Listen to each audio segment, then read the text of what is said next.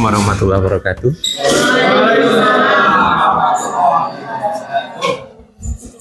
Kelompok 10 siap.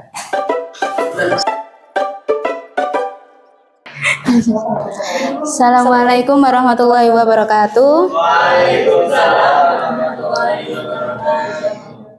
Sebelumnya perkenalkan, nama saya Viva Nurmadani dan rekan saya Nabila Dwi Fajaria. Di sini kami akan mempresentasikan hasil diskusi dari kelompok kami, yaitu dengan judul Sains Modern dan Matematika serta Teknologi Terbaru untuk menggali pengetahuan tentang alam dan menjaga keberlanjutan hukum alam.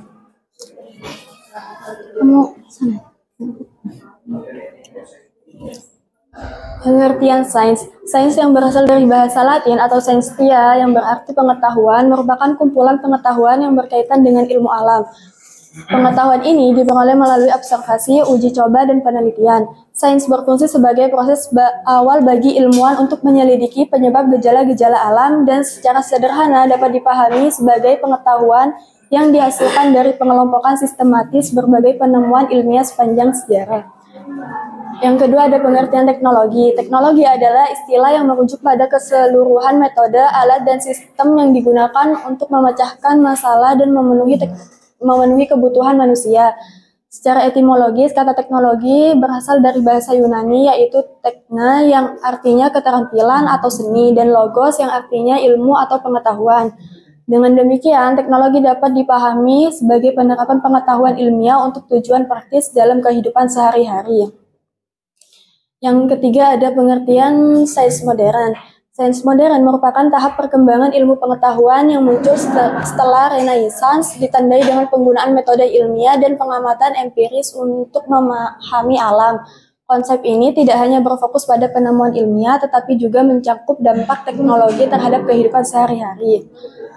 Ciri-ciri sains modern: yang pertama, bernuansa digital, yang kedua, dibantu komputer dan jaringan, yang ketiga, bergantung pada data, yang keempat, memerlukan pemahaman komprehensif, yang kelima, progresif dan dinamis, yang keenam, objektivitas, dan yang ketujuh, metode ilmiah yang terstruktur.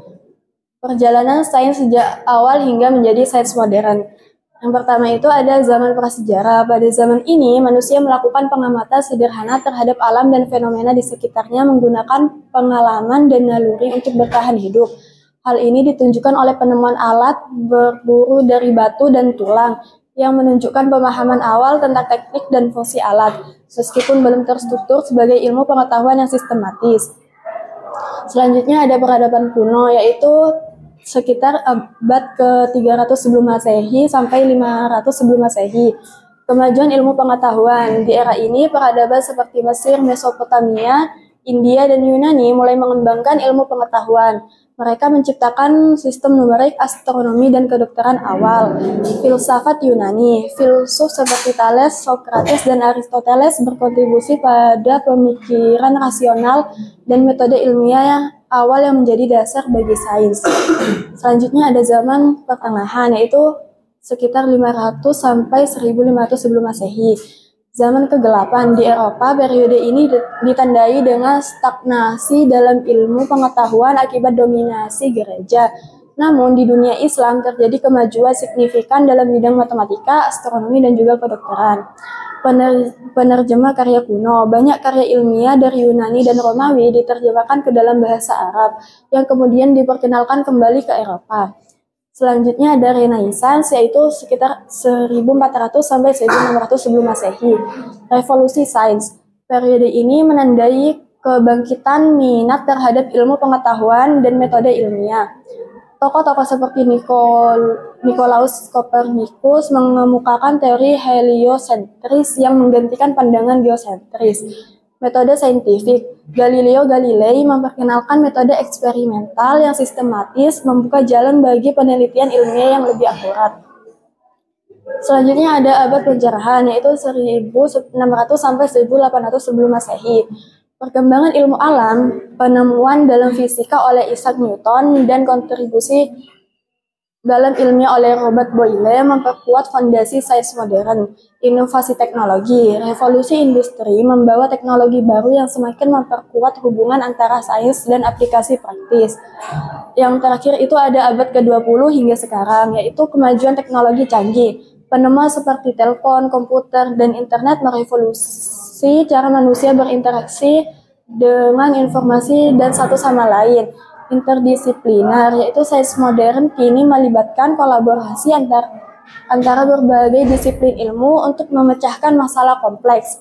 Perjalanan sains dari masa ke masa menunjukkan evolusi pemikiran manusia dalam memahami alam semesta, dari pengamatan sederhana hingga penggunaan teknologi canggih saat ini. Sains terus berkembang sebagai hasil dari rasa ingin tahu manusia yang mendalam.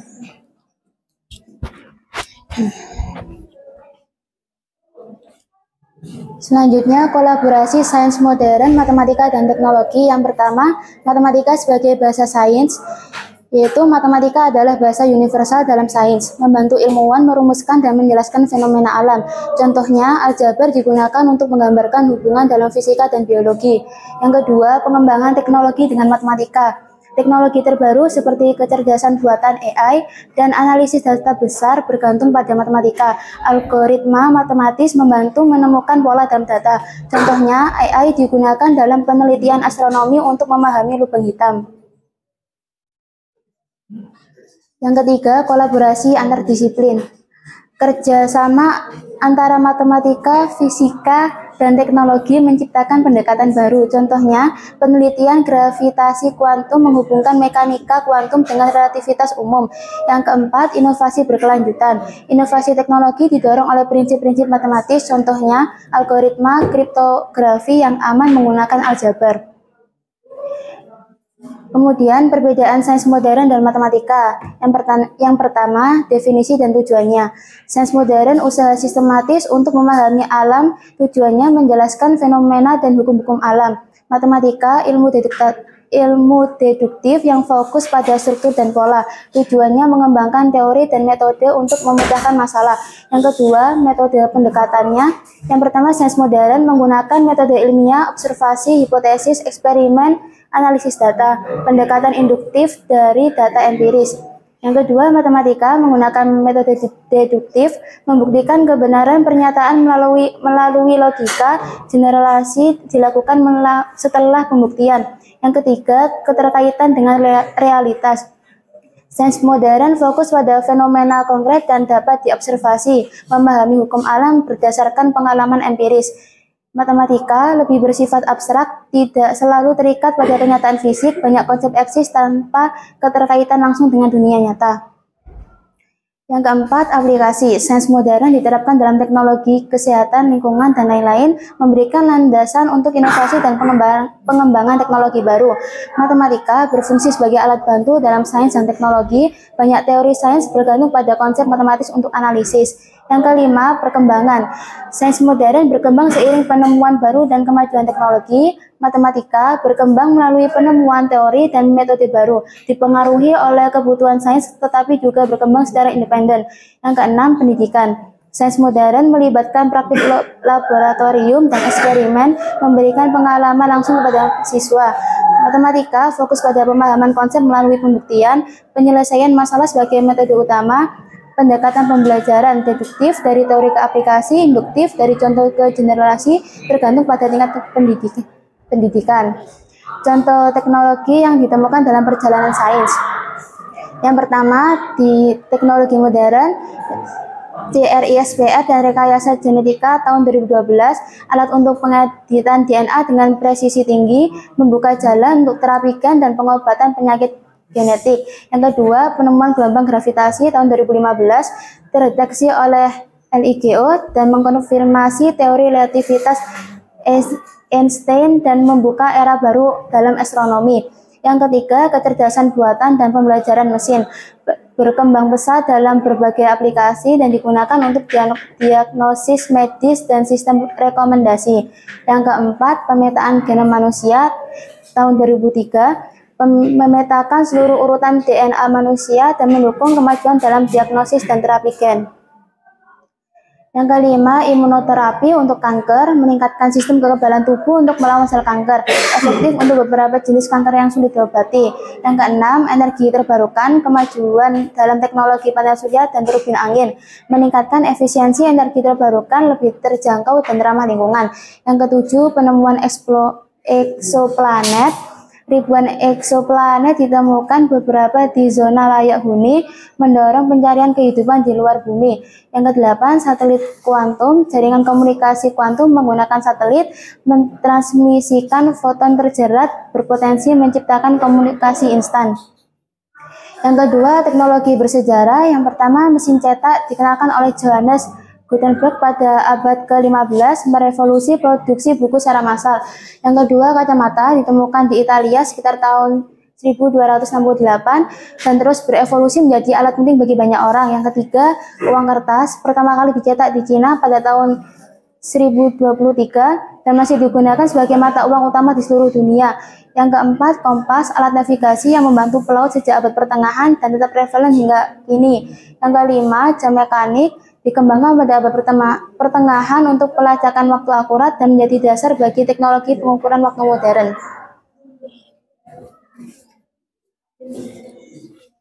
Sesi tanya jawab, ada yang ditanyakan? Catat ya, Oke. catat ya. Ke zaman kegelapan, di zaman industrial,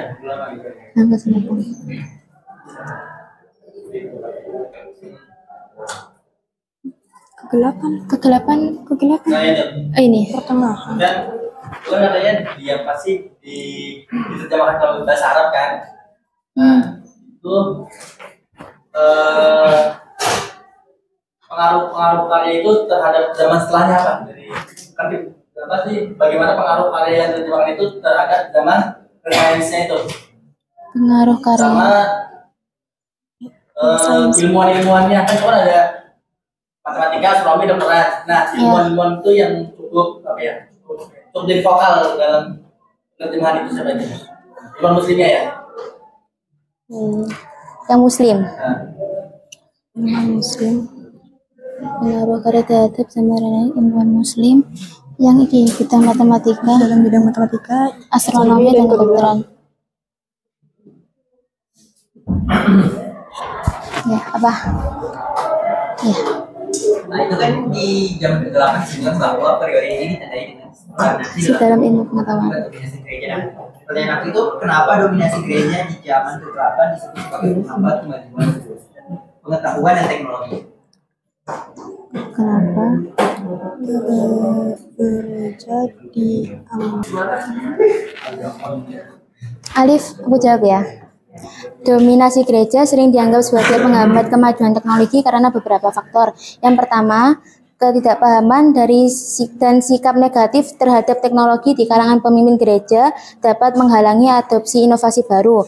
Yang kedua, ada kekhawatiran bahwa teknologi dapat digunakan untuk tujuan yang tidak sesuai dengan nilai-nilai agama, seperti penyalahgunaan informasi dan kejahatan cyber. Yang ketiga, gereja yang terjebak dalam metode tradisional mungkin kesulitan beradaptasi dengan perkembangan zaman sehingga menghambat pertumbuhan dan relevansi mereka di masyarakat modern.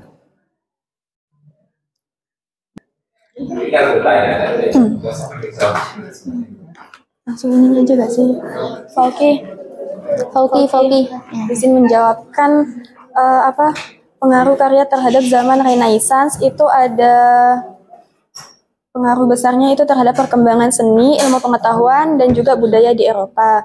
Terus kalau ilmuwan muslim dalam bidang matematika, astronomi, dan kedokteran itu, kalau matematika ada Al-Khawarizmi dan Al-Battani dan Ibnu Al-Haytham. Kalau astronomi itu ada Al-Battani dan Al-Hayyat. Kalau kedokteran itu ada Ibnu Sina. Kenapa? Modern. Modern.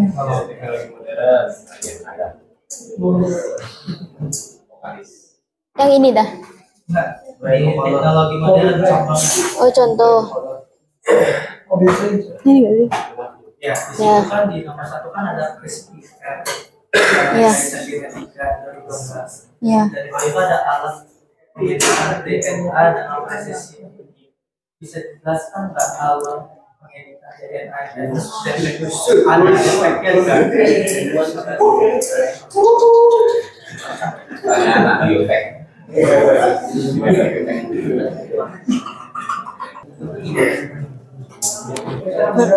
Brian, izin menjawab. Izin menjawab.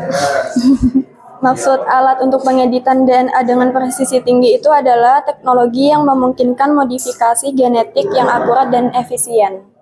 Sistem ini Mana? sistem ini terdiri dari dua komponen. Yang mana? Ini ya udah. Sistem ini terdiri dari dua komponen. Ini kamu baca ini. Mana? Sistem ini terdiri dari dua komponen utama yaitu Cas9, enzim pemotong DNA, dan guide RNA. Iya. Lanjutin coba bawa aja nggak apa? Yang mengarahkan Cas9 ke lokasi target dalam DNA. Bacanya Cas9 kan? Iya.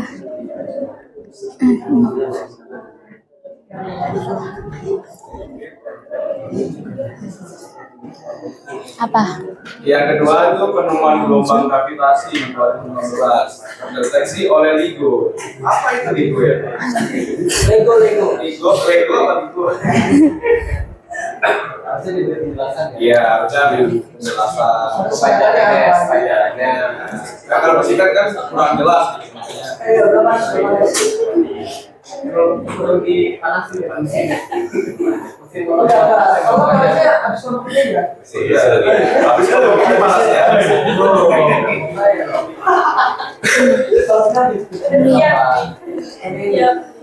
LIGO adalah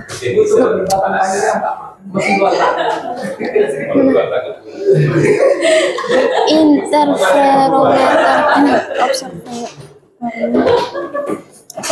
LIGO adalah observatorium yang dirancang untuk mendeteksi gelombang gravitasi.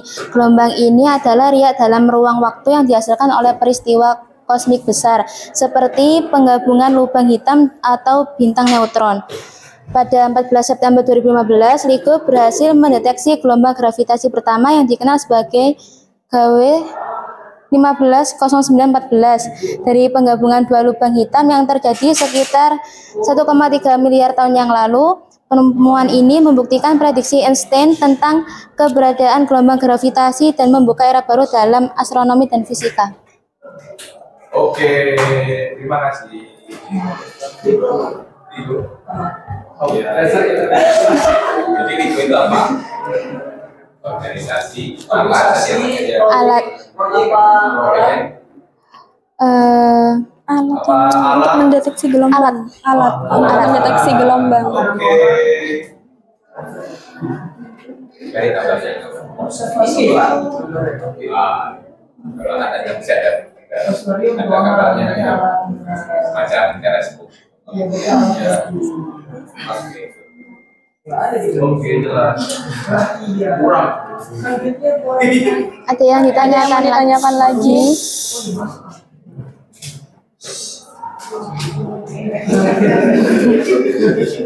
Saya dapat pertama.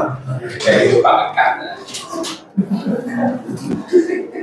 Saya dapat pertama. Kalau nanya di nomor 5, kan ada imunoterapi untuk kanker ya. Di bawahnya itu penjelasan meningkatkan sistem kekebalan tubuh untuk melawan sel kanker. Emang menurut kalian beneran yakin nih imunoterapi ini bisa melawan kekebalan kanker? Padahal banyak orang yang lewat. Menurut kalian aja, menurut kalian. Apanya? Ini. Iya. Nomor 7. Itu nomor 7. Itu kan Ya. ribuan eksoplanet ditemukan, berapa zona layak bumi, mendorong pencarian di luar bumi. Nah, selain Mars apa aja bakal cari teman? Selain Mars, kan katanya kan kalau bumi ini bakal pindah ke Mars kan? ya, Nah, selain Mars itu kan berarti kan banyak tuh ribuan eksoplanet ditemukan. Berapa? Berarti kan berapa ditemukan? Brian izin menjawab. Itu bisa meningkatkan menurut kita bisa meningkatkan sistem kekebalan tubuh untuk melawan sel kanker karena itu efektif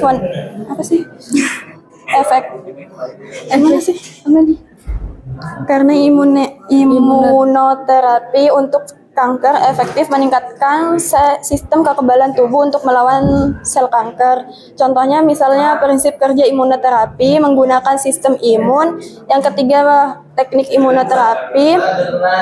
Dan yang keempat Kencengin. iya itu bisa meningkatkan sistem kekebalan tubuh.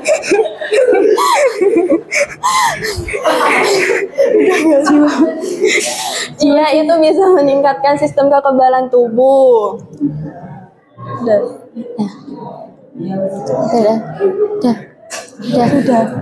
Jadi kalian yakin dengan imunoterapi bisa melawan? Iya yakin. Bisa. Secara medis. Melakukan imunoterapi tetap aja lewat. Kenapa? Takdir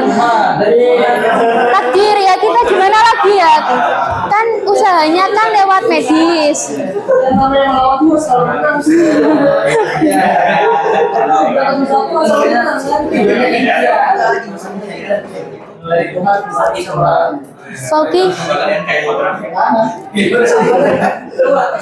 Fauki izin menjawab. Yang layak dihuni selain Mars, yang pertama Kepler 452b, berjarak sekitar 1400 tahun cahaya, memiliki ukuran 1,5 kali bumi dan atmosfer yang lebih tebal. Yang kedua Proxima Centauri b, terletak 4,2 tahun cahaya dari bumi dengan massa 1,27 kali bumi dan berada di zona layak huni. Yang ketiga Kepler 186f, berjarak 500 tahun cahaya, sedikit lebih besar dari bumi dan berada dalam zona yang memungkinkan adanya air. Yang keempat Gliese 667cc, berjarak 22 tahun cahaya, berukuran 4,5 kali lebih besar dari bumi dan memiliki kondisi yang mendukung kehidupan. Aneh banget. Iya. Ada yang tanyakan lagi?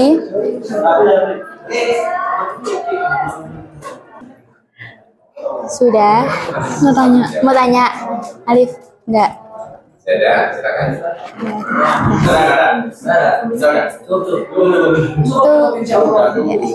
Nah, itu di sini mungkin yang perlu dipertegas ya, nanti kaitan antara perkembangan ilmu dan teknologinya itu ya. Jadi nanti kurang tajam di situ. Iya. Nanti ada contoh misalnya di ilmunya itu berkembang apa, gitu ya. Nanti punya dampak teknologinya itu apa? Sebagai kan tadi katakan teknologi itu sebagai implementasi ya, sebagai penerapan dari ilmunya.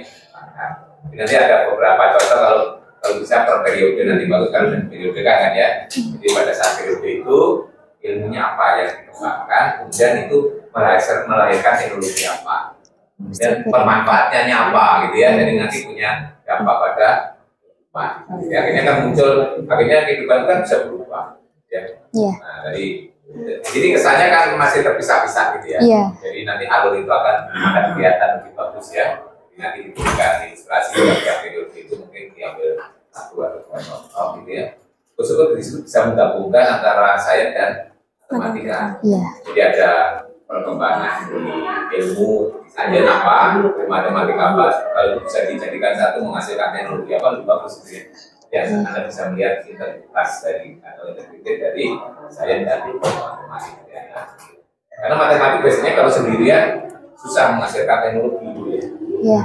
Ya, dari kalau teknologi informasi masih. Nah, kemudian tadi saya agak ragu ya. Tadi antara gereja dan ini tadi ya, Islam itu bisa menggunakan cyber pada zaman ini, padahal zaman belum ada cyber ya, sampai ya. Nah, mungkin alasannya tadi yang ditanyakan kan pada saat itu ya, bukan sekarang loh ya. Saat itu, nah itu yang cyber itu mungkin nggak tepat ya, masih kurang. Muncul setelah cyber ya. Belum teknologi. Sampai berapa 1.500 ya, saat itu ya. Nah itu tadi saya mendengar jawaban dari penyanyi itu salah satunya ya. Nah itu mungkin itu nggak tepat ya. Nah tapi yang salah satunya yang tepat memang saat itu ada pertentangan misalnya ajaran yang di gereja dengan perkembangan saya itu sampai mungkin Anda bisa mencari ya informasinya. Nanti ada yang sampai dihukum ya, ilmuwan dihukum itu karena hasil temuannya itu bertentangan dengan gereja, gitu ya. Tapi saat itu kan gereja sangat mendominasi ya. Maka juga akan kita akhiri aja ya, gitu.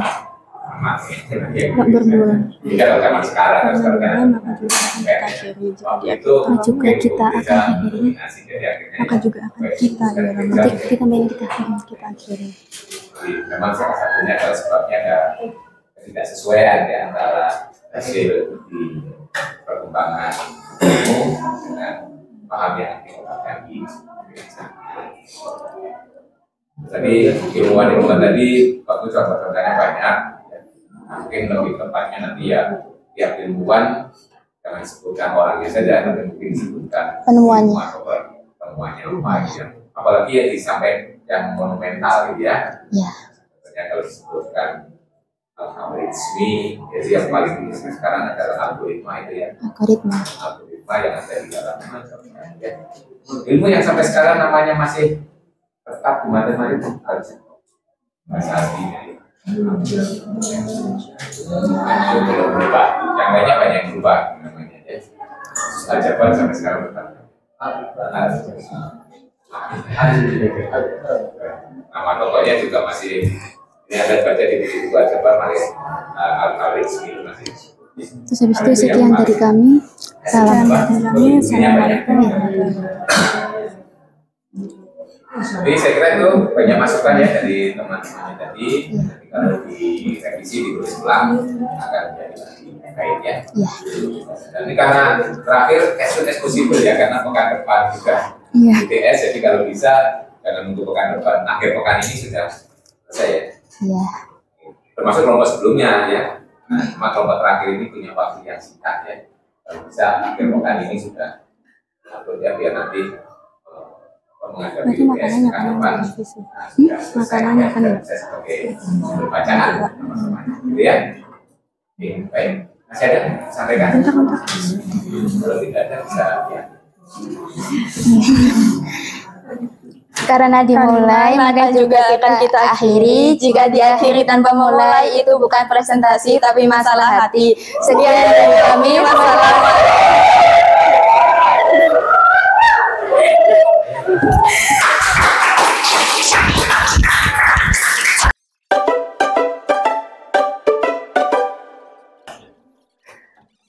Baik, Assalamualaikum warahmatullahi wabarakatuh. Pada kesempatan kali ini kita dari kelompok 11 ingin mempresentasikan materi yang diberikan, yaitu bersikap ilmiah sebagai ilmuwan dalam menghadapi permasalahan di situasi yang konkret. Ini kita kenalin, aku Muhammad Rafli. Aku Firna Zara Venedi. Oke. Nah, start yang pertama mungkin didasari dulu kali ya. Apa sih ilmuwan ini? Nah, ilmuwan ini tuh orang yang ahli atau banyak pengetahuannya mengenai suatu ilmu. Orang yang berkecimpung dalam ilmu pengetahuan, mengacu ke definisi seorang ilmuwan. Nah, jadi ilmuwan itu adalah orang yang luas pengetahuannya. Dimungkinkan karena seorang ilmuwan itu selalu belajar, membaca, meneliti, memproduksi, dan mengembangkan pengetahuan-pengetahuan. Next. Nah, ini di sini ada definisi bersikap ilmiah. Bersikap ilmiah merupakan suatu pandangan seseorang terhadap cara berpikir yang sesuai dengan metode keilmuan, sehingga menimbulkan kecenderungan untuk menerima atau menolak cara berpikir yang sesuai dengan keilmuan tersebut. Seorang ilmuwan haruslah memiliki sikap positif atau kecenderungan menerima cara berpikir yang sesuai dengan metode keilmuan. Kemudian dimanifestasikan di dalam kognisinya, emosi atau perasaannya, serta dalam perilakunya. Nah, ini ada beberapa sikap yang perlu dimiliki oleh seorang ilmuwan. Yang pertama, yang kayaknya yang harus banget nih, yaitu memiliki rasa ingin tahu yang tinggi atau rasa penasaran. Yang kedua, tidak dapat menerima kebenaran tanpa bukti. Jadi nggak bisa nulen informasi mentah-mentah tanpa adanya bukti yang konkret. Yang ketiga, itu jujur. Yang keempat, terbuka. Kelima, toleran. Yang keenam, skeptik. Ketujuh, optimis. 8, pemberani. Dan yang terakhir itu ke-9, kreatif. Nah, ini ada konsep-konsep dasar etika penelitian ilmiah. Definisi etika penelitian itu apa sih? Nah, etika penelitian itu adalah seperangkat prinsip moral yang mengatur perilaku peneliti dalam melakukan penelitian. Dalam konteks ini, etika tidak hanya berkaitan dengan kejujuran dan integritas, tetapi juga mencakup tanggung jawab peneliti terhadap subjek penelitian dan masyarakat. Prinsip-prinsip etika penelitian ini sangat penting untuk memastikan bahwa penelitian dilakukan dengan cara yang menghormati hak dan martabat individu. Selanjutnya bakal dipresentasi nama Firna. Yang B, pentingnya etika dalam penelitian. Pentingnya etika dalam penelitian tidak dapat dipandang sebelah mata. Seperti yang pertama, ada kepercayaan publik terhadap hasil penelitian sangat bergantung pada integritas peneliti. Ketika masyarakat merasa bahwa penelitian dilakukan dengan cara yang etis, mereka lebih cenderung menerima hasil penelitian tersebut dan menerapkannya dalam kehidupan sehari-hari. Yang kedua, ada perlindungan terhadap subjek penelitian adalah aspek yang tidak kalah penting. Penelitian yang melibatkan manusia harus memastikan bahwa subjek tidak mengalami kerugian fisik atau psikologis. Yang ketiga, ada konsekuensi dari pelanggaran etika dapat sangat serius. Pelanggaran etika dapat mengakibatkan sanksi hukum, pencabutan publikasi, dan kerugian reputasi bagi peneliti. Sebagai contoh, kasus Andrew yang menerbitkan penelitian palsu mengenai vaksin dan autisme mengakibatkan kerusakan besar terhadap kepercayaan publik terhadap vaksinasi dan kesehatan masyarakat secara keseluruhan. Tantangan etika dalam penelitian ilmiah di era digital, yang pertama ada penggunaan data pribadi. Isu privasi dan perlindungan data menjadi semakin kompleks dengan meningkatkannya jumlah data yang tersedia secara online. Peneliti seringkali memiliki akses ke data yang dapat mengungkapkan informasi sensitif tentang individu, seperti data kesehatan, perilaku, dan preferensi pribadi. Menurut laporan EDPS, penggunaan data pribadi tanpa izin dapat melanggar hak privasi individu dan berpotensi menimbulkan dampak negatif bagi subjek penelitian. Penggunaan data dari platform digital juga menimbulkan tantangan etika tersendiri. Yang kedua, ada plagiarisme dan kasihan penelitian. Ini sebagai tindakan mengambil karya orang lain dan mengklaimnya sebagai karya sendiri, baik secara langsung maupun tidak langsung. Dalam era digital, kemudahan akses informasi seringkali memicu perilaku plagiarisme, di mana peneliti dapat dengan mudah menyalin dan menempelkan teks dari sumber yang ada tanpa memberikan atribusi yang tepat. Pengaruh teknologi terhadap plagiarisme juga terlihat dari munculnya berbagai alat yang memungkinkan peneliti untuk mendeteksi plagiarisme dalam karya mereka. Meskipun alat ini dapat membantu mencegah plagiarisme, mereka juga dapat memberikan rasa aman yang salah kepada peneliti, yang mungkin merasa bahwa mereka tidak perlu melakukan usaha ekstra dalam menjaga keaslian penelitian mereka. Kesimpulannya, sikap ilmiah adalah kunci dalam menangani permasalahan di situasi konflik dan menerapkan langkah-langkah sistematis yang melibatkan identifikasi, pengumpulan, analisis, pengujian, dan evaluasi data. Ilmuwan dapat mengembangkan solusi yang efektif dan berbasis bukti. Pentingnya bersikap ilmiah tidak hanya berlaku di kalangan ilmuwan, tapi juga dapat diadopsi oleh masyarakat umum untuk menghadapi berbagai tantangan yang dihadapi. Melalui sikap ilmiah, kita dapat mendorong inovasi dan menemukan solusi yang lebih baik untuk masalah yang kompleks dan beragam. Oke. Let's hear your queries. Ada pertanyaan? Asik nih. Apa nih? Coba dicatat. Wait.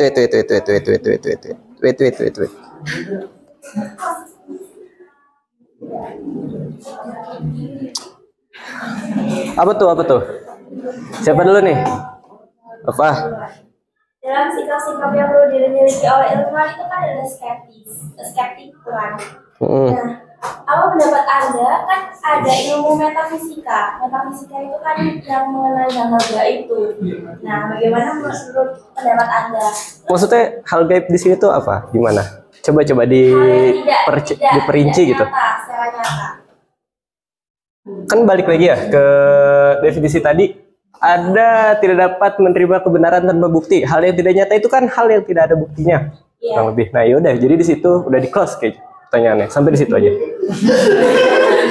Misalnya contohnya nih, ada tuh yang seperti di Indonesia saja lah hal-hal apa tuh? Kan sudah ada.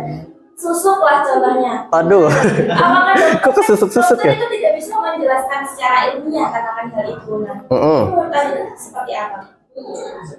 Berarti ini pertanyaannya itu dari yang sikap yang dimiliki ilmuwan, yang bahwa ilmuwan itu skeptik tentang hal-hal tersebut, hal-hal gaib yang tidak terlihat. Berarti gimana cara kita sebagai ilmuwan menyikapi ketika menghadapi ada hal tersebut. Oke, menarik.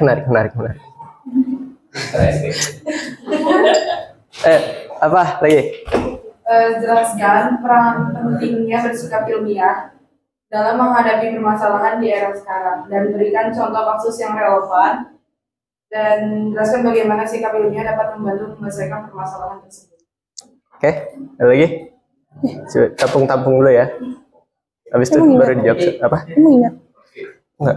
Coba sebentar. Tunggu. Coba sorry. Balik lagi ke tadi. Apa tadi? Lupa dicatat.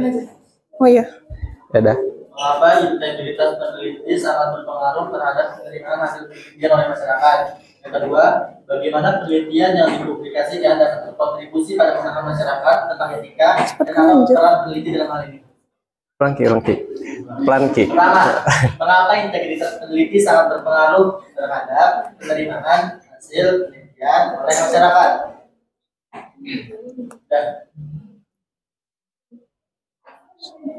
Udah. Oke. Yang kedua, bagaimana penelitian yang dipublikasikan dapat berkontribusi pada pemahaman masyarakat dan apa peran peneliti dalam hal ini? Jangan dulu. Bentar. Bagaimana? Tunggu. Bentar ya.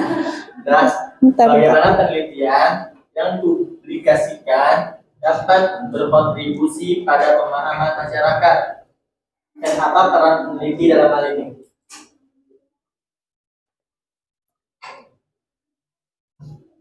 Ya, sabar ya. MC kita lagi sibuk nyatat. Nah, lanjut.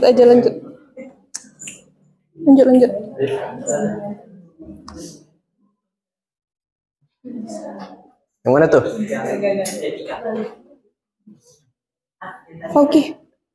Oke, ini. Ketik aja, kirim aja ke aku. Cepet kali. Oh, dia slow typing key. Slow. Slow typing key. Mohon maaf ya, teman-teman.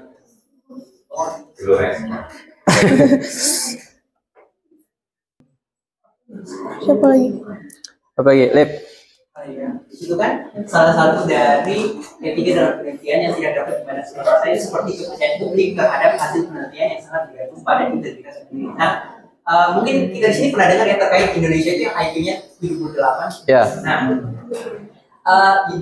penelitian ini dilakukan oleh seorang profesor asal Inggris namanya Richard Lee. Dia ini profesor yang dikenal rasis dan ketika dia melakukan penelitian dia itu rasis. Nah, salah satunya yang IQ 78 itu. Nah, di sini kan kepercayaan publik terhadap hasil penelitian sangat bergantung pada integritas peneliti. Nah, banyak orang Indonesia yang percaya terkait penelitian tersebut sampai mengolok-olok negaranya sendiri kan terkait IQ 78, IQ Jongkok dan sebagainya. Nah, bagaimana pandangan kalian terhadap pernyataan yang di sini dengan kasus tersebut? Nyatanya Richard Lee itu tidak memiliki integritas karena dia melakukan penelitian dengan cara yang rasis. Bahkan profesornya sendiri sudah dicabut oleh universitas tempat dia mengajar. Jadi bagaimana pandangan kalian terhadap kasus penelitian tersebut dengan kepercayaan publik terhadap hasil penelitian yang sangat bergantung pada integritas peneliti? Karena banyak orang Indonesia yang sangat percaya tentang bahwa IQ rata-rata orang Indonesia itu 78. Itu lebih tinggi mungkin IQ monyet. Terima kasih. Langsung dijawab kali ya. Ini menurut pandangan gue sendiri. Balik lagi ke penelitiannya siapa tadi? Richard Lim. Ya, Richard Lim. Nah, kalau dia pakai kita sebagai masyarakat itu harusnya tidak menerima informasi tersebut mentah-mentah. Kita harus nge-research lebih dalam terhadap bisa dibilang penelitian sudah dilakukan oleh si Richard Lim ini. Nah, kan dia izin ininya udah dicabut ya. Nah, di situ aja kita jadi tahu bahwa penelitian tersebut bisa dibilang nggak valid dan gimana cara dia meneliti rata-rata IQ kita di angka 78 tersebut. Nah, itu kan kita pasti mempertanyakan, gimana sih caranya, apa ngambil sampling dari berbagai daerah atau apapun, kan itu harus digali lebih dalam lagi. Makanya kita juga sebagai masyarakat nggak bisa informasi mentah-mentah. Dan kalau saran dari gue, itu kita mendorong masyarakat untuk meningkatkan literasi. Terima kasih. Naf, apa kurang? Nafa. Jawab pertanyaan yang Siapa tuh? Sekar. Siapa? Pertanyaan siapa? Sekarang. Apa? Jelaskan cara pentingnya bersikap ilmiah dalam menghadapi permasalahan di era sekarang. Contohnya COVID. Contohnya COVID. Contoh kasus yang relevan dan jelaskan bagaimana sikap ilmiah dalam membantu menyelesaikan permasalahan tersebut yang tahun sekarang yang baru-baru ini. Itu seperti contohnya penanganan pandemi COVID-19. Jadi banyak tantangan muncul seperti penyebaran informasi yang salah dan perdebatan mengenai langkah-langkah kesehatan masyarakat, seperti pengumpulan data, pembuatan kebijakan, dan pendidikan masyarakat. Sikap ilmiah tidak hanya membantu dalam menganalisis permasalahan, tapi juga meningkatkan pemahaman dan kolaborasi dengan masyarakat dengan mengedepankan logika dan bukti. Kita dapat menghadapi tantangan kompleks dengan lebih efektif dan bijaksana. Udah. Oke, next mau jawab pertanyaannya Fauki.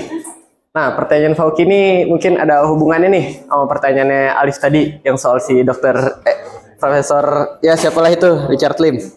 Nah, kan yang pertama itu pengaruh integritas terhadap penerimaan hasil penelitian. Nah, integritas peneliti ini sangat berpengaruh ya.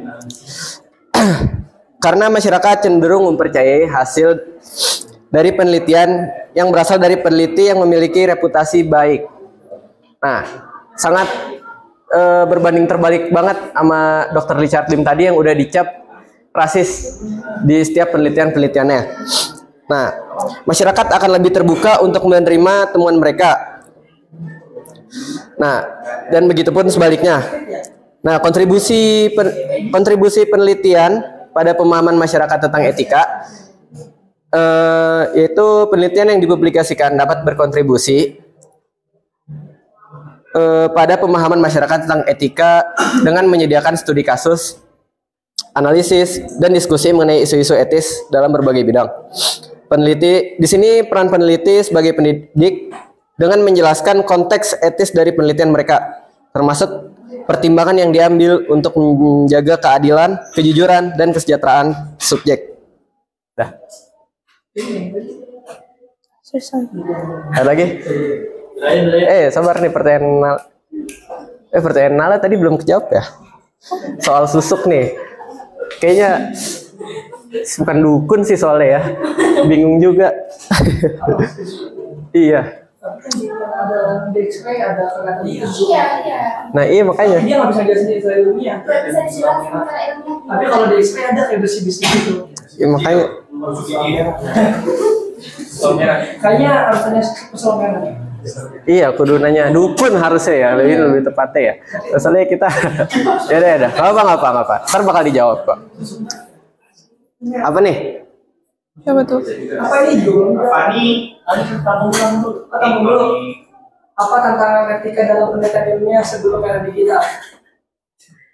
Ini kan di era digital sebelum era digital. Ini apa tadi? Hah? Yang sebelum tantangan hari. Sabar. Yang mana sih? Oh iya. Sebentar. Yang ini ya? Ya, itu kan di era digital. Oke. Sebelum era digital apa ya? Tanya aja mungkin.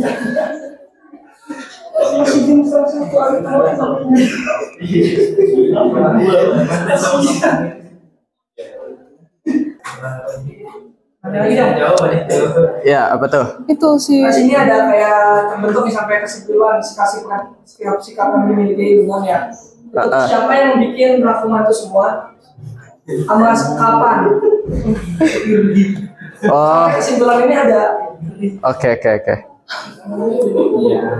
Iya, ini kan kayak ada fix nih. Jadi mantan punya ini. Itu siapa yang bikin itu semua? Yang bisa ngerangkum ini semua? Apa kapan? Kapan? Ini semua. Oke.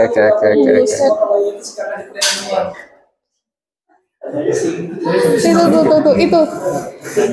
Siap. Menanya dong, baik plagiarisme. Nih. Mana ya? Yang terakhir. Nih. Nah, ya. Di sini kan kita bahas plagiarisme dan hasil penelitian.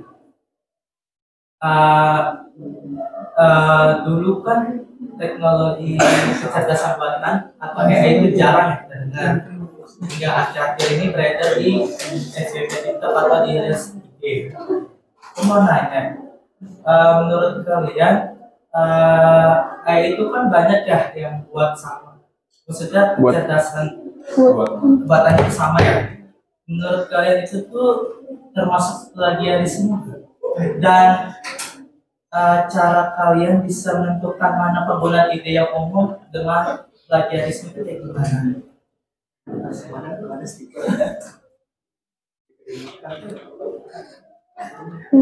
Karena kan di sini kan makin maju zaman bakal makin banyak AI yang beredar. Itu menurut kalian termasuk plagiarisme atau enggak? Cara menentukan mana ide yang umum dengan plagiarisme itu kayak gimana? Oke. Terima kasih. Oke.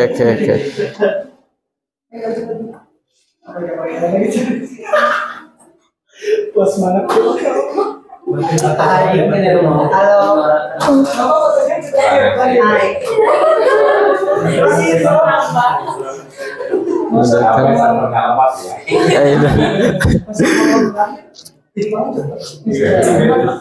Tadi AI dan apa ide umum?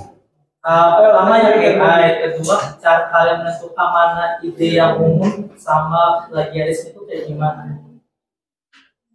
Karena biar bisa kita menentukan nih mana ide-ide yang umum sama yang plagiarisme. Si Nandra ya tadi. Iya. Kan kalau zaman sekarang cara kita mengetahui hasil karya kita diplagiasi orang lain itu kan gampang. Nah, bagaimana kalau zaman dulu? Gimana sih cara kita mengetahui cara membuktikan plagiasi pada zaman dulu kan kita kan beda. Nah, kalau pada zaman dahulu itu apa dan pada zaman sekarang seperti apa? Bisa dijelaskan? Oke. Nah, sebenarnya nge-answer dulu deh pertanyaannya Brian. Nah, kalau plagiarisme itu tuh mengambil ide, kata-kata atau karya orang lain dan mengklaimnya sebagai pemiliknya. Nah, sedangkan ide umum itu konsep yang sudah diketahui luas dan tidak memiliki pemilik hak. Jadi ini tuh lebih universal lah. Maksudnya orang tuh hampir semua tahu. Sedangkan plagiarisme itu lebih fokus ke suatu karya. Maksudku itu yang membedakannya gimana? Ya itu. Apa? Cara membedakan mana Iya, ide orang kan sama hasil ide sendiri. makanya kayak Ada ada yang namanya kayaknya pengetahuan umum deh sama plagiarisme. Itu tuh kayak nggak ada hak patennya. Sedangkan plagiarisme itu tuh mengambil karya orang lain. Beda. kelihatan. Apa gimana maksudnya, coba? Apa kurang paham? Coba.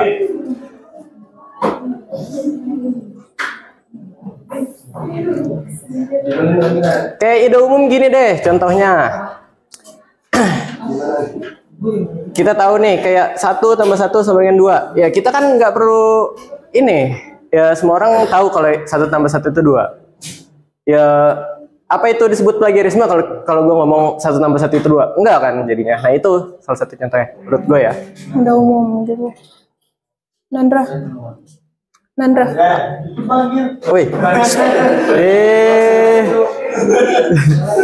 Tadi kan nanya tantangan sebelum era digital dalam ilmuwan. Itu ada beberapa tantangan utama. Yang pertama itu ada akses terbatas ke informasi. Yang kedua ada proses komunikasi yang lambat. Yang ketiga ada sumber daya terbatas. Yang ketiga keterbatasan metodologi. Yang kelima reproduksibilitas penelitian. Yang keenam isolasi penelitian. Yang AI mana ya? Apa tuh yang AI? Kan makanya tadi ditanya. Itu loh. apa? Kan awalnya Oh, AI itu lebih ke plagiarisme apa enggak gitu? ya pendapat kalian aja.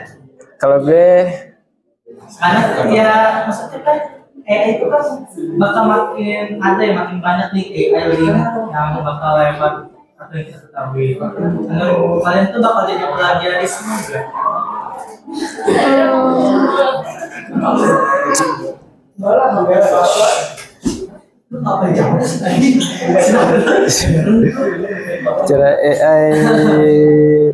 cara AI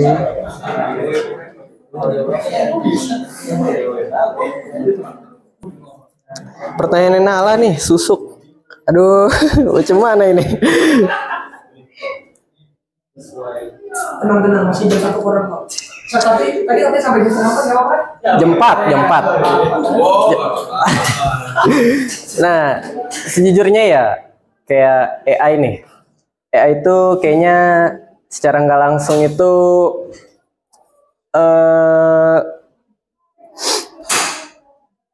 hasil yang di generate oleh AI itu secara nggak langsung itu mirip dengan karya orang lain sih. Pasti kan AI itu dapat informasi pasti dari sumber-sumber yang ada, kayak dari link-link yang udah ada, jurnal-jurnal yang udah ada, pasti kurang lebih kayak gitu.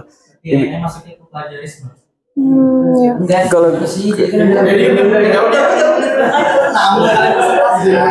lebih, kalau menurut gue pribadi ya, bisa dibilang 75/25 lah.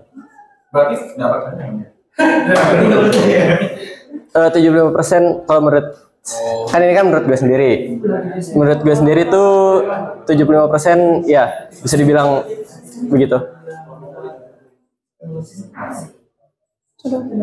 Nah, Ini si Nala nih. ini Nala nih, sabar ya. Nggak ada nih susuk nih. Apa? Iya silakan. Nah, kalau jadi sebenarnya hasil dari AI itu nggak bisa dikatakan. Jadi ketika kebutuhan yang ketika kita mendapatkan hasilnya itu kita sebetulnya itu untuk pembelajaran, edukasi. Tapi ketika kamu dapatnya nih hasilnya dari AI terus kamu copy, kamu masukin ke jurnal, terus kamu mau terbitin atas nama kamu. Itu maksudnya plagiasi. Tapi ketika kamu mencantumkan sumber di artikel ini itu, kalau kamu mendapatkan hal itu dari sumber ini, artikel ini, nah itu kamu tidak plagiasi karena kamu menulis artikel ini berdasarkan artikel yang sudah ada.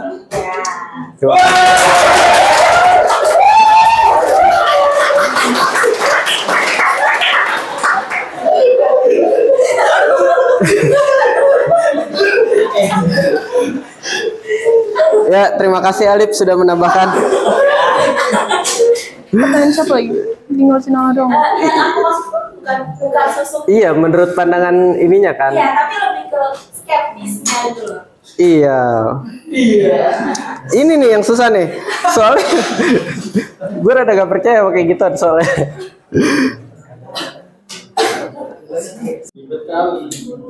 Ini yang paling bawah. Coba dijawab deh. Apa? Nala. Tadi apa? Pandangan ilmuwan terhadap skeptik. Pandangannya. Dan etika. Jelaskan bagaimana sikap ilmiah dapat membantu menyelesaikan permasalahan tersebut dengan tetap mempertahankan nilai-nilai moral yang nilai-nilai moral dan etika, contohnya. Coba sebentar. Coba ulang.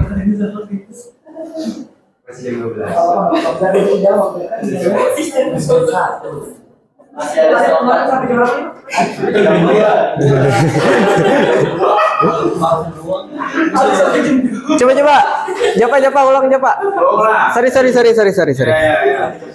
Bagaimana seorang ilmuwan harus menghadapi permasalahan yang melibatkan nilai-nilai moral dan etika? Sabar. Bagaimana? Bagaimana seorang ilmuwan harus melibatkan permasalahan yang melibatkan nilai-nilai moral dan etika. Jelaskan bagaimana.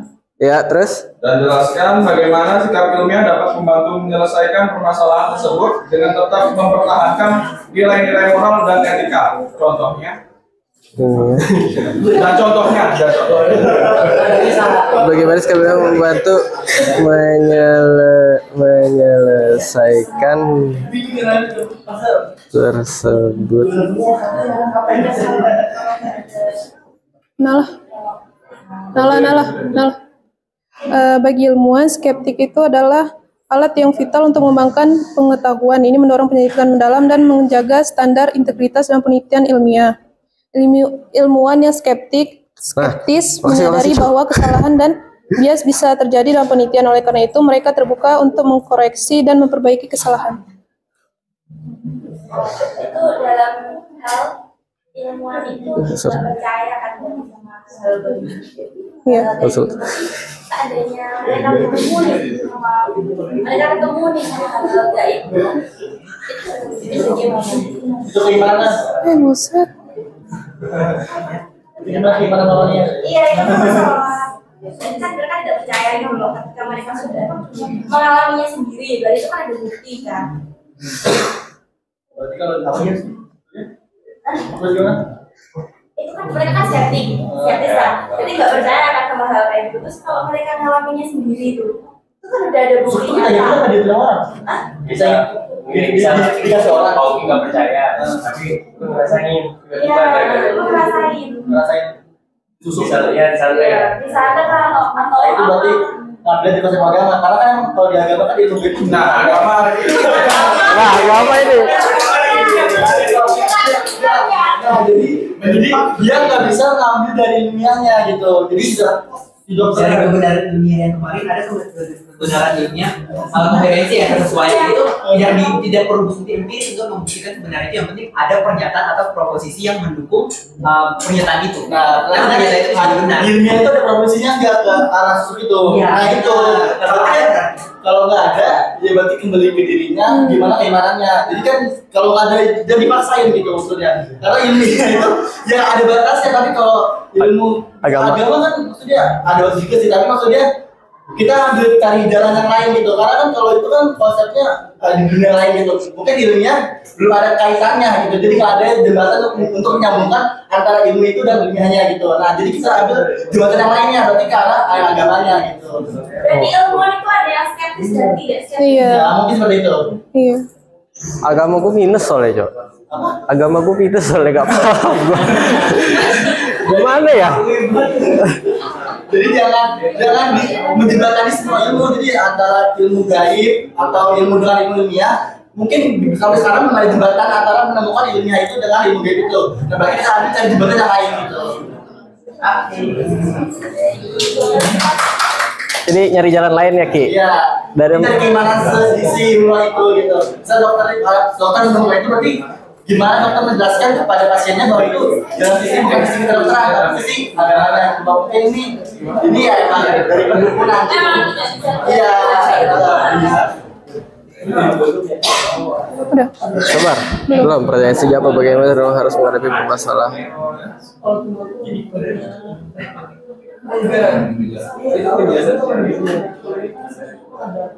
Nah, nih mau jawab pertanyaannya Japa nih, yang tadi. Seorang ilmuwan itu bagaimana seorang ilmuwan harus menghadapi permasalahan yang melibatkan nilai-nilai moral dan etika. Jelaskan bagaimana sikap ilmiah dapat membantu menyelesaikan permasalahan tersebut dengan mempertahankan nilai-nilai moral dan etika. Contohnya, nah, seorang ilmuwan itu harus seorang ilmuwan dalam menghadapi masalah harus melibatkan nilai moral dan etika dengan langkah-langkah. Yang pertama itu identifikasi permasalahan etis. Nah, ini tuh ilmuwan harus menggali aspek-aspek etis dalam penelitian mereka. Seperti contohnya dampak terhadap individu, masyarakat, serta potensi penyalahgunaan hasil penelitian. Yang kedua, konsultasi. Melibatkan berbagai pemangku kepentingan termasuk ahli etika, masyarakat, dan organisasi terkait untuk mendapatkan pandangan yang beragam. Yang ketiga, patuhi pedoman etika, mengikuti kode etik yang ada seperti yang ditetapkan oleh lembaga akademik atau sosial profesional. Yang keempat itu diskusi, mengadakan diskusi terbuka mengenai dilema-dilema yang ada. Yang kelima itu komunikasi. Contohnya itu pada saat penelitian vaksin, ilmuwan harus mempertimbangkan aspek etis seperti keamanan, dan keadilan. Nah, keamanan di sini tuh kurang lebih sebagai efek samping yang dihasilkan dari vaksin tersebut, dan keadilan di sini tuh siapa aja yang bisa dapat vaksin tersebut.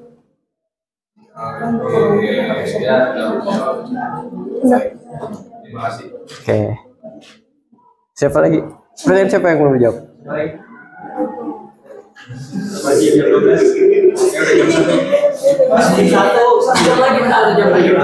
Udah? Udah. Siapa lagi? Oh iya, lu tadi nanya satu lagi ya? Ada 2. Ini lu kemarin ngerangkum yang kesimpulan dari mana? Dari Ada nggak di coba cek makalahnya deh. Ngambil kesimpulan dari mana kemarin? nggak ingat lagi.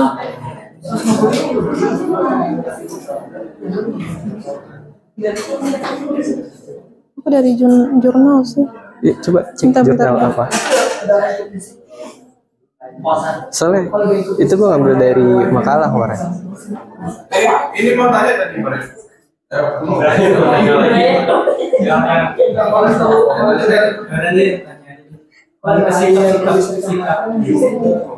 Balik kemana?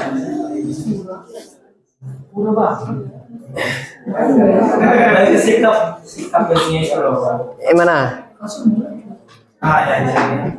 Ini kan kita belajar sikap yang perlu dimiliki. Oke. Aku mau nanya, jika ilmuwan menjelaskan dan membela temuan yang mereka temui kepada komunitas agama yang mungkin menganggap penelitian tersebut sebagai pelanggaran etika, pendapat kalian seperti apa? Berarti kalau ilmuwan tersebut ini ditentang ditentang oleh komunitas-komunitas. Itu bisa jadi bertentangan dengan komunitas. Ya salah satunya itu teori Charles Darwin yang kalian presentasikan ya. Itu kan bener. Ya kan bener toh. Itu kan menentang sekali dengan agama ya. Ya kalau menurut saya sih lebih dipertimbangkan lagi ya. Soalnya ilmuwan itu harus punya toleransi yang disebut toleran. Jadi yang dapat diterima oleh masyarakat luas. Masih ngambil tengahnya. Iya. Ya kayak gitu kan seperti yang kalian terangin tuh, Zafa sama Brian terangin kan kemarin teori Charles Darwin itu kan ditentang gitu oleh komunitas agama. Umat kan punya kritis ya, kan mungkin egois kan tentang hasil. Ya Charles Darwin kan sangat egois terhadap temuannya yang itu. Jadi dia ditentang oleh banyak pihak. Dari gimana? Egoisnya di mana? Gak bisa egois. Ini dia tetap. Ya itu kan cuma teori. Jadi bisa egois itu gimana ya? Kenapa? Kok bisa jadi egois kan? Ya karena dia tetap mempertimbangkan teori tersebut. Padahal udah dijelaskan dalam enggak. Lebih ke kalau ngambil contohnya si Darwin ini lebih ke iman sih. Enggak, yang jelaskan mana? Kan katanya udah dijelaskan. Dari mana yang jelaskan? Yang jelaskan yang mana ya? Coba. Kan tadi gue udah bilang ya. Contohnya ngambil si teori Charles Darwin ini. Dia egois, dia tetap mempertahankan teorinya tersebut. Ya udah, padahal kan udah dijelaskan di dalam kitab-kitab suci kalau manusia pertama diciptakan itu adalah Nabi Adam. Kalau dalam kitab suci kita ya. Sama agama. Iya. Berarti ya di situ dia egois dong, nggak mendengarkan ini lain. Nah, Charles Darwin itu bukan Islam dong, makanya kan dia. Ya makanya kan gue bilang tadi itu soal keimanan. Tadi kan gue bilang kalau kayak gitu soal iman. Soalnya ada nggak sih jalan tengahnya selain keiman? Ya kan tadi lu nanya soal agama. Iya, gimana nih? Maksudnya apa agama tidak terikat oleh iman gitu? Apa gimana? Gue jadi Charles Darwin. Gue meneliti ini, meneliti apa itu? Ya, gue temuin lah. Udah yakini, udah terverifikasi. Dan gue bertentangan dengan komunitas agama. Titik tengahnya di mana? Ya diambil. Iya. Enggak. Iya. Sendiri. Ya kalau kayak gitu ya pasti tidak diterima oleh golongan-golongan tertentu. terverifikasinya? Researcher kan Kalau udah terverifikasi berarti bukan teori dong. Udah jadi hukum. Gimana nih Brian nih? Coba.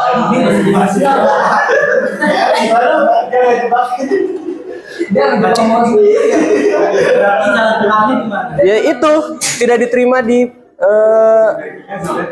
sebagian golongan. Begitu. Nggak bisa kalau nggak nyangkut iman. Soalnya kan oleh komunitas-komunitas agama kan itu sangat berkaitan sekali dengan iman. Pasti mencakup. Sebenarnya diterima dari agama lain, Pak. Ya udah. Kalau diterima, ya kan bertentangan dengan komunitas agama pasti nggak semuanya. Pasti ada salah satu. Ya itu balik lagi ke iman sih. Balik lagi ke iman. Balik lagi ke iman. Iya, lo percaya apa enggak? Gitu. Iya. Menurut gue sendiri, iya. Menurut orang benar? Iya, ya udah. Terus mau diapain kalau menurut orang lain benar? Iya. Berarti teori itu bisa salah. Tapi kenapa itu bisa ada teorinya dari sejak kita belajar di SD? Kalau emang salah itu teorinya. Karena itu yang tapi semuanya Itu coba itu tuh kayaknya harusnya ada di penjelasan lu kemarin waktu gua tanyain deh, tapi nggak terjawab masalahnya kan. Harusnya ada di penjelasan kalian berdua kemarin, tapi nggak terjawab. Udah melenceng jauh. Udah. Masih jam berapa? Tetap diterima. Pertanyaan Andro ya? Iya, pertanyaan Andro nih dijawab. Deh, dijawab sama kesimpulannya dari sumber apa kan? Iya, dari sumber apa kesimpulan yang tadi kan? Salah satu sumber yang dapat dijadikan rujukan adalah dari buku teks, itu dari Creswell. Apa?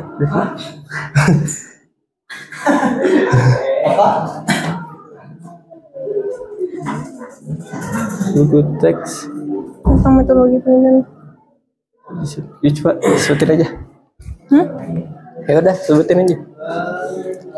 Dari nih dijelasin sama Firna. Salah satu sumber yang dapat dijadikan rujukan adalah buku teks tentang metodologi penelitian atau buku mengenai pendidikan sains. Seperti research, design, quantitative, dan mixed methods process oleh Creswell.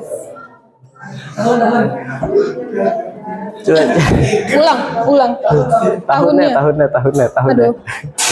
Gue nggak tahu bukan itu.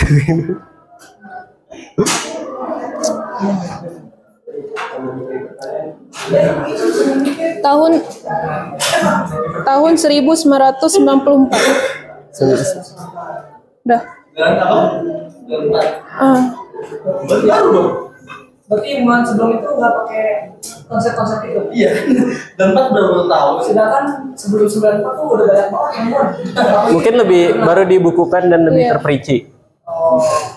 Ya udah ya. Udah. Lagi? Ini Brian masih mau balas dendam dia. Apa? Yang mana? Apa? Sorry. Jam sekarang kita sudah tahuin. Oh iya. Udah ada tadi, sabar. Ini udah di video ini. Sorry, tadi udah nyari.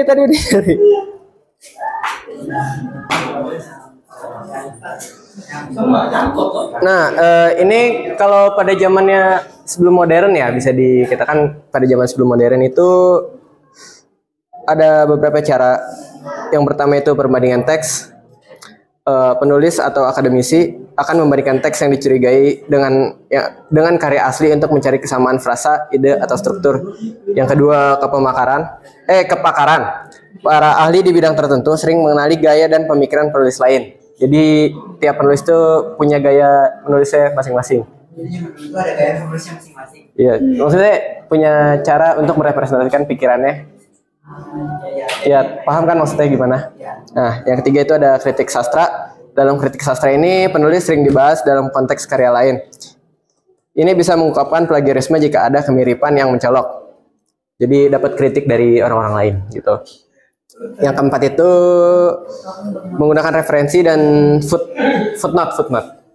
Menggunakan referensi yang tepat dan footnote yang tepat membantu memberikan kredit yang sesuai sehingga mengurangi resiko plagiarisme. Yang Udah susah. Udah kejawab semua. Udah. Sudah jawab. Brian mau nanya ini.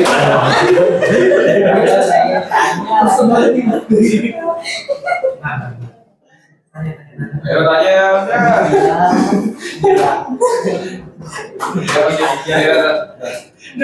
Enggak, tenang aja, tenang. Masih semangat. Tenang aja. Masih semangat. Jadi yang mau nanya dong dari dia. Kalau bertanya jadi memberi pendapat atau tambahan memperbaiki ya. Masukan ya. Kalau kita bahas plagiarisme, kalau kan banyak ya kakak-kakak tingkat akhir yang melakukan penelitian ilmiah, ya kan? Banyak juga mahasiswa mengambil karya orang lain dan menjadi hanya sebagai karya sendiri. Menurut kalian apa sih menjadi faktor utamanya dan cara mencegahnya kayak gimana? Faktor utama mereka melakukan hal tersebut. Apa? Dan cara mencegahnya gimana? Karena biar itu nggak terjadi lagi. Iya. Ya, faktor utama ya pasti mereka malas. Pasti.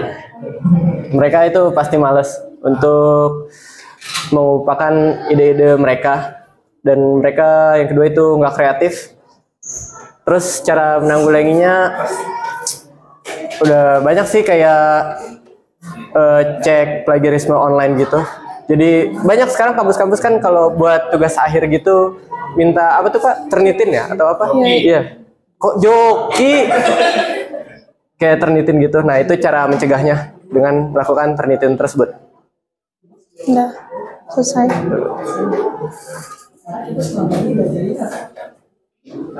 Udah. Sabar. Semua? Udah. Udah tanya.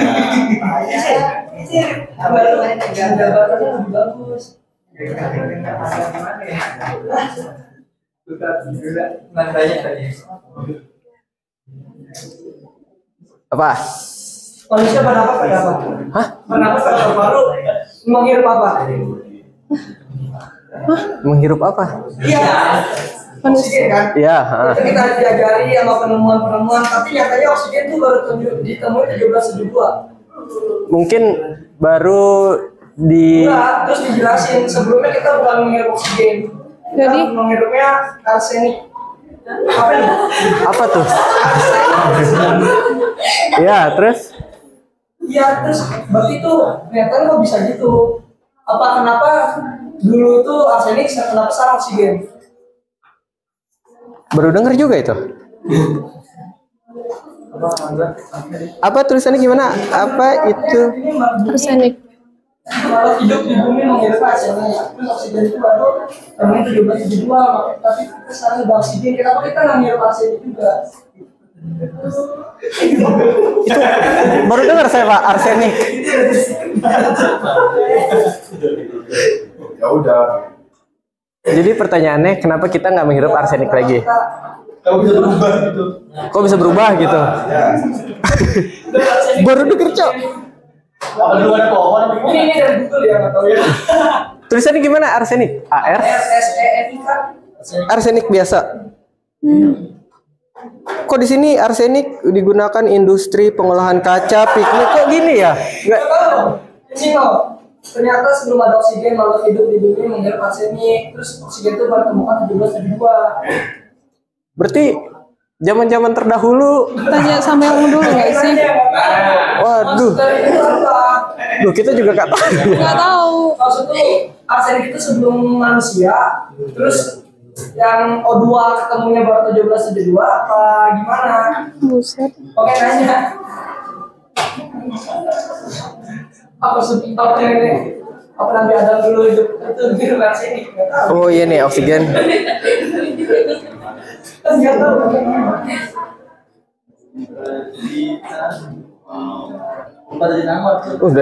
Dari Kompas ini ya.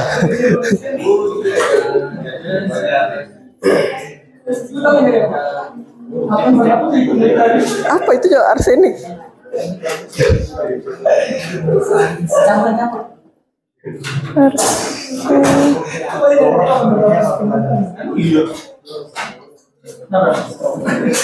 Ini langsung jawab. Kapan terbentuknya oksigen? Nah, oksigen ini tuh udah pertama kali diproduksi sekitar 2,7 miliar tahun yang lalu. Perlu waktu tinggal di atmosfer sekitar 2,45 miliar tahun yang lalu. Menurut geokimia Dick Belanda, seorang sarjana tamu di University of Pennsylvania. Jadi 2, miliar tahun yang lalu itu udah ada oksigen sebenarnya. Mungkin baru ditemukan namanya, dicetuskan sebagai oksigen tahun segitu. Arsenik berarti dipakai sama makhluk hidup sebelum ada manusia dulu. Gak paham gue, arsenik itu apa cok? Buat kaca di sini tulisannya. Di sini buat kaca. Kalau oksigen makhluk hidup bernapas pakai arsenik kan? Berarti arsenik itu dipakai bernapas makhluk hidup sebelum ada manusia. Benar nggak? Manusia udah ada tahun. Belum ada. Ya, dah. Udah selesai. Cukup jawab. Nggak nyambung sebenarnya pertanyaannya, tapi oke. Udah.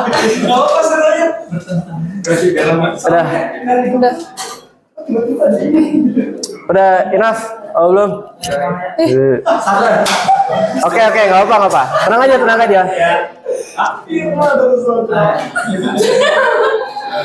Sabar ya Firna. Nggak apa-apa. Tentang plagiarisme lagi ya. Banyak kalau kita di sini kan banyak mahasiswa mengambil materi skripsi itu dari AI atau dari internet. Menurut kalian itu termasuk plagiarisme apa enggak? Balik lagi. Nah ini tuh di copy paste mentah-mentah apa enggak?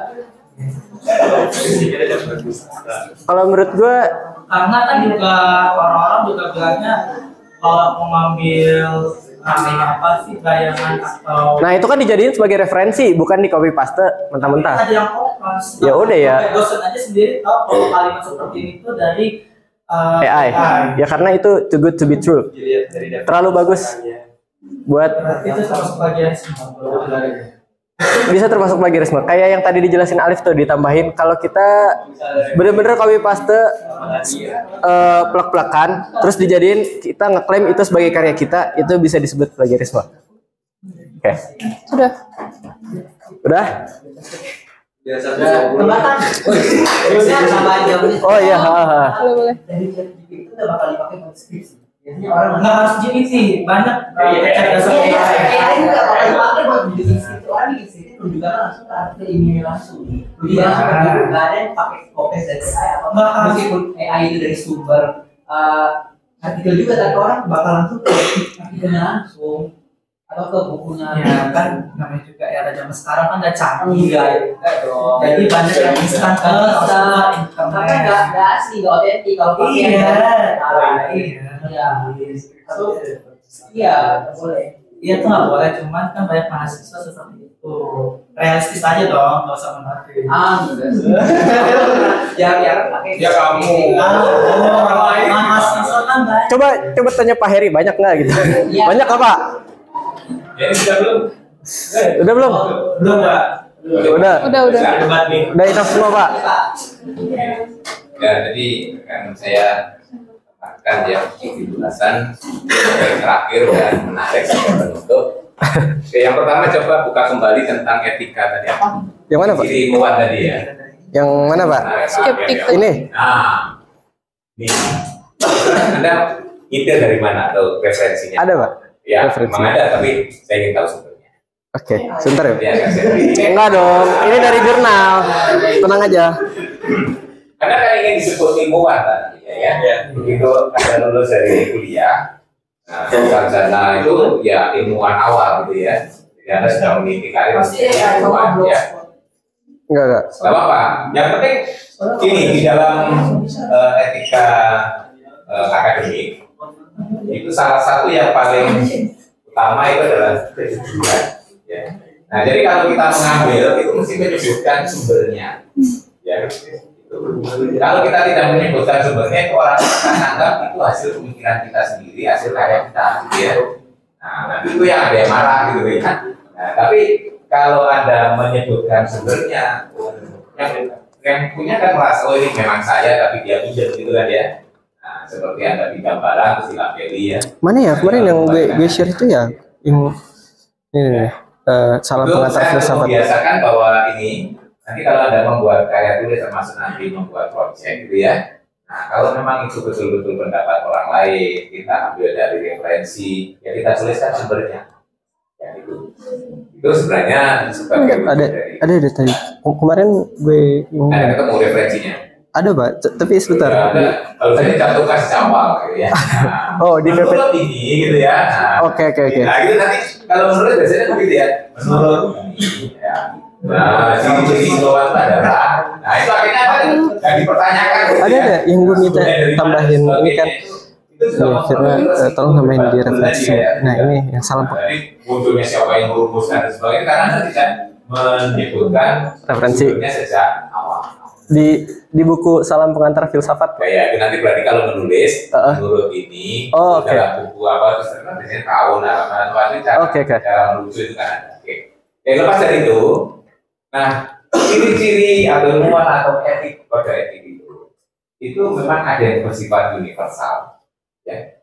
Seperti jujur, itu saya kira ilmuwan atau jujur itu universal. Saya kira universal. Apapun latar belakangnya dan sebagainya sih setuju dengan itu. Kalau sebetulnya jujur, kirinya jujur tadi apa? Kalau kita merujuk karya orang lain yang menyebutkan sumbernya itu jujur. Kalau itu bukan karya kita ya kita sebutkan karya orang lain. Nah, jadi kalau tadi yang paling dicek, gitu ya. Nah, karya orang lain diambil, nah itu berarti bukan ilmuwan itu. Itu cheating, ya, pencuri, ya toh? Nah, itu berarti nggak memenuhi salah satu kriteria ilmuwan harus jujur. Itulah gunanya integritas. Jadi ilmuwan itu juga harus punya integritas. Nah, integritas itu berpengaruh terhadap hasil karyanya. Nanti diakui orang atau tidak itu juga tergantung integritas seseorang. Kalau orang itu biasa cheating gitu ya, nanti kalau dia publikasi sering diabaikan orang. Orang ini biasa suka ngambil karya orang, jangan-jangan itu karya orang lain juga kan dicurigai begitu toh. Nah, muncul integritas. Ya itu sudah penting juga sebagai ilmuwan. Nah, sumber moral itu banyak, ya. Bisa dari yang bersifat universal, bisa dari culture masyarakat yang ada di situ, ada juga dari kalangan tertentu, ilmuwan tertentu. Oleh karena itu nanti kode etik atau kode moral dari peneliti ilmuwan itu banyak versinya. Selain yang bersifat universal, ada yang bersifatnya lokal, ya. Nah, ilmuwan itu satu, siapa ya? Ilmuwan itu biasanya juga bergabung di dalam suatu organisasi profesi. Ya, profesi itu bisa yang bersifat lokal, domestik, nasional, internasional, banyak ya. Sebagai contoh, matematika.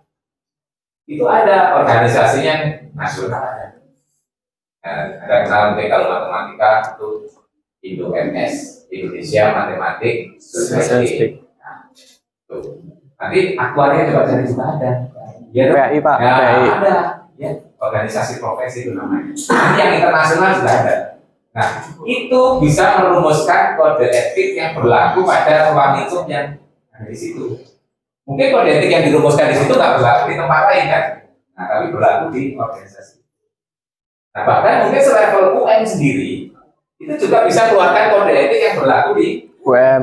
Jadi kalau kita sebagai peneliti di UM, kita nanti juga harus tunduk pada kode etik yang diterbitkan oleh gitu ya. Nah itu, jadi kode etik itu biasanya yang menerbitkan adalah organisasi dan profesi atau ya organisasi tertentu yang berkualitas gitu ya. Nah, itu banyak ya. Kalau penelitian itu tidak dikendalikan oleh kode etik itu berbahaya, ya kan? Nah, bisa ilmu itu pada dasarnya nyata, tapi penggunaannya itu yang berbahaya ya. Contohnya nuklir, ya itu ya. Nah, kita kalau menyalurkan dengan baik kan bermanfaat ya. Bisa untuk energi listrik, apa dan sebagainya, untuk misalnya untuk mengawetkan makanan. Tapi kalau punya niat jahat, bisa membunuh orang banyak sekali kan. Ya, bom dan seterusnya. Makanya ada kode etik bagaimana termasuk menggunakan hasil riset ya. Jadi bagaimana melakukan riset, bagaimana memanfaatkan hasil riset, semuanya harus diatur. Jadi nanti ya biasanya yang paling besar itu adalah organisasi internasional yang punya ada. Biasanya fisika itu ada organisasinya, matematika ada, biologi ada semuanya, akuaria juga ada. Ya. Nanti ada kalau lulus, kalau masuk dalam organisasi profesional tunduk. Nanti kalau sudah melanggar, dipecat ya. Izin Anda nggak berlaku. Jadi akuaris kan? Iya, salah satu resikonya adalah Anda dicabut izinnya, gitu ya. Anda nggak laku lagi sebagai akuaris, gitu ya. Dokter juga demikian kan? Kalau dia melanggar kode etik dokter, akan dicabut. Nah, izin prakteknya dicabut, ya. Seterusnya itu sanksinya. Memang berat ya. Makanya nanti itu salah satunya harus punya. Banyak nanti sifat-sifat tadi ya. Nah itu semuanya mencerminkan ciri-ciri dari ilmuwan. Yaitu tadi kebetulan yang saya lihat itu yang universal katanya ya. Nanti selain universal, nanti mungkin ilmuwan Muslim ada organisasi sendiri. Nanti dia punya kode etik sendiri yang mungkin beda lebih syaratnya dibandingkan yang bersifat umum itu. Ya harus berlaku juga. Mungkin kalau ilmuwan yang Muslim menggunakan norma-norma yang berasal dari Islam ya. Nanti mungkin ilmuwan yang Katolik juga memasukkan norma. Ingat sumber normanya itu tergantung profesi yang ada di sana, organisasi apa yang menaungi gitu ya. Itu. Nah, terkait kejujuran, nah ini masalahnya sekarang itu kan orang itu banyak yang bypass ya. Nah, ngakali kejujuran itu. Padahal sebenarnya kalau kita sendiri ingin diklaim ilmuwan, kita harus jujur. Harusnya begitu kita tidak jujur, kita sudah gugur sebagai ilmuwan. Itu kita harus menyadari sendiri ya. Kalau kita memang mau dianggap sebagai ilmuwan, seperti itu kalau kita mau ingin dianggap sebagai juara, ya mainnya dari jujur gitu ya, sportif gitu loh ya. Apa artinya menang tanpa sportivitas? Gak ada kebanggaan. Ya, apa artinya mendapatkan penemuan? Terus kita dapatkan dari hasil ngintip orang lain misalnya kan? Nah itu kan apa kebanggaan sebagai ilmuwan, sebagai juara itu ada muncul. Itu kan hal yang sia-sia itu semu ya kalau dalam istilah kita prestasi ya. Itu sebenarnya kalau Anda bisa berpikir seperti itu, apa sih yang harus dibanggakan dengan tidak jujur misalnya ya? Nah seperti Anda nanti lulus, IQ-nya 4. Tapi dengan sering, ya, tiap kali tes nyampe. Yes. Ya Pak. Ketahuan gitu loh ya. Ya Pak. Itu kalau ada lulus apakah bangga? Gitu ya. Nah ini harus kita kembangkan dulu. Moral itu sebenarnya yang paling tinggi kontrolnya adalah dari dalam. Ya. Luar itu kontrolnya nggak terlalu ketat, yang ketahuan saja kan. Begitu tidak tahu, ya memang di luar ada instrumen-instrumen untuk menjaga integritas ilmuwan. Nah, salah satu tadi cek similaritas. Ya, nah sekarang itu sebenarnya untuk pengendalian ya. Jadi misalnya Anda membuat karya tulis, ya, di kalau mahasiswa di sini ada skripsi, tesis, disertasi ya. Nah, itu ada syaratnya untuk mengontrol kejujuran itu ya, similaritas itu. Nah, ada normanya. Kalau 100% baru ya, misalnya ya ada kontrolnya, misalnya kita pakai norma. Kebetulan di misalnya ya, itu pakai norma. Kalau S1 untuk skripsi, similaritasnya paling tinggi harus 25%, gitu ya. Kalau lebih dari itu nggak boleh ujian, gitu ya. Nah, jadi nanti Anda sebelum ujian skripsi, nah, naskah Anda harus diuji dulu similaritasnya pakai Turnitin ya tadi sebutnya. Iya, Ya. Nah, iya Pak. Kita sementara softwarenya pakai Turnitin. Nah, cek kalau masih lebih dari 25%, Anda harus revisi. Nah, biasanya yang membuat similaritas tinggi itu karena copy paste, ya, persis ya. Jadi similaritas itu kan kemiripan itu semakin persis kan kemiripan semakin tinggi ya. Nah, makanya bagus kalau Anda nulis, kalau ngambil itu adalah reformulasi. Intinya sama, tapi kita menuliskan dengan bahasa kita sendiri. Itu akan mengurangi similaritas. Ya, walaupun menyebutkan sumbernya, tapi kalau kita tulis dengan bahasa sendiri nanti nggak akan terdeteksi sebagai similar. Nah, contohnya yang paling gampang, kalau sana mengatakannya dengan kalimat aktif, kita bisa dengan kalimat pasif ya. Nah itu kan sudah agak beda ya, itu bisa mengurangi similaritas. Nah yang kedua kontrolnya dengan hak paten, harus sudah jadi karya, ya toh? Hak paten mati, ya. Kita tahu kan mati. Dulu sebelum ada cek similaritas itu hak paten yang dipakai gitu ya, hak paten itu. Tapi sampai sekarang juga berlaku. Hak paten itu menyatakan dia yang punya karya itu harus mendaftarkan punya paten. Paten itu kalau sekarang kan berlakunya tiap negara, gitu ya. Jadi kalau Anda ingin itu hanya berlaku di Indonesia ya patenkan di Indonesia. Kalau ini berlaku di semua negara ya patenkan setiap negara. Kalau penelitian hasil karyanya itu sangat besar, ya sangat punya nilai bisnis yang tinggi, dipatenkan. Tapi negara-negara kuat biasanya kalau sudah dipatenkan di negara itu bisa memaksa negara lain untuk mengikuti, gitu. Misalkan dipatenkan di Amerika, gitu ya. Nah dia bisa menekan negara lain. Kalau biasa dipakai di negara lain, walaupun tidak didapatkan di negara itu, dia bisa. Ya itu tergantung bargainingnya juga atau kuat-kuatan, gitu. Kalau negara yang lemah, kadang-kadang kalah, gitu ya. Nah itu semacam itu. Dulu sebelum ada zamannya IT, untuk itu ya berdasarkan klaim ya. Kalau nggak diklaim ya nggak apa-apa gitu loh ya. Jadi misalnya ada orang menggunakan hasil orang lain, selama nggak diklaim ya terus saja gitu ya. Tapi begitu diklaim, wah itu milik saya, ada buktinya saya sudah mendaftarkan di sini. Ternyata ciri-cirinya sudah sesuai dengan yang didaftarkan. Nah itu berarti nanti gugur. Atau kalau ini terus harus membayar royalti. Juga harus membayar royalti kan ya. Paten itu boleh dipakai orang lain dengan cara membayar royalti. Ada juga yang paten dia menyebutkan tanpa harus royalti. Yang penting diakui bahwa itu karya saya gitu ya. Nah, itu namanya free access gitu ya. Boleh. Ada yang paten konten. Nah, contohnya gampang ya. Kalau Anda upload, terakhir tadi yang menarik adalah kaitannya dengan ini sebenarnya sudah dibahas ya.